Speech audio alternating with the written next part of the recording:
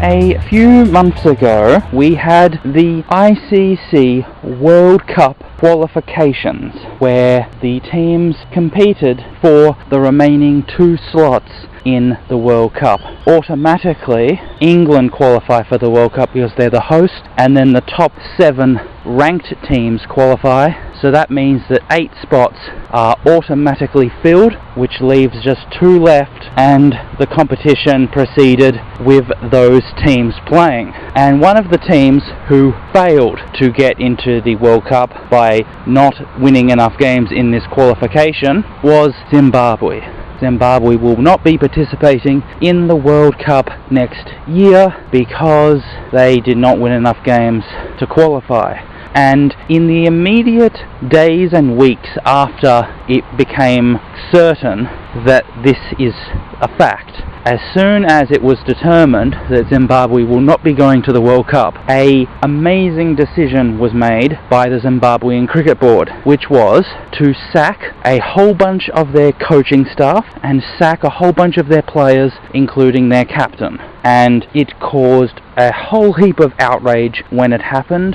A whole lot of press coverage was made about it, as it was clearly a wild and over-the-top purge. It seemed that the Zimbabwean Cricket Board were taking this failure to get to the World Cup a little too close to the heart, and so they've decided that the only thing to do would be to have a massive purge of almost the entire team and the entire coaching staff, and just to start again almost from scratch. So what we have now is a Zimbabwean national cricket team which is lacking some of their best players that are available to play for them, and they are now in a very, very weak state. And they are currently playing a one-day international series against Pakistan, and Pakistan is defeating them very comfortably. Pakistan is a very much a superior team, and they are just running rings around Zimbabwe, and Zimbabwe can't even get a competent performance together, let alone be competing seriously against Pakistan for the win. And so right now it's looking like it's going to be a very heavy, very embarrassing 5-0 series for Zimbabwe to suffer from. And it just seems to be very obvious that when things don't go your way and you want to make some changes, you need to do it in a very sensible and rational and balanced way. You don't just purge out half the players and half the coaching staff and basically create a brand new team from scratch and then expect them to do well on the field. It seems as though the Zimbabwean Cricket Board really does not have a plan in mind as to how they expect their team to become a relevant and competitive international force. They just seem to be so misdirected and without a clear strategy in mind, not knowing what they want to do, and it is really an embarrassing mess. And it's very sad because we saw echoes of this 14 years ago, back in 2004, when a whole pile of players were purged out of the Zimbabwean cricket team and a brand new team was created from the leftover remnants. And so once again, Zimbabwe are cutting away their players, even after years of hard work, creating a very experienced and reasonably talented and hard-working squad, to just wipe all that away and to start again basically with new players. Just seems like they are deliberately sabotaging their own efforts to actually be a relevant and serious cricket force. And that's very embarrassing when you have a cricket board which essentially could be accused of working against its own interests. You can compare this with Bangladesh. Bangladesh have been very, very slowly and patiently building up a very nice team and squad of very good players. They have a very good coaching system, they have very good leadership structures, and they continue to be reasonably competitive, especially at home, in home test matches and one-day internationals, and they've been winning here and there many test matches and one-day internationals.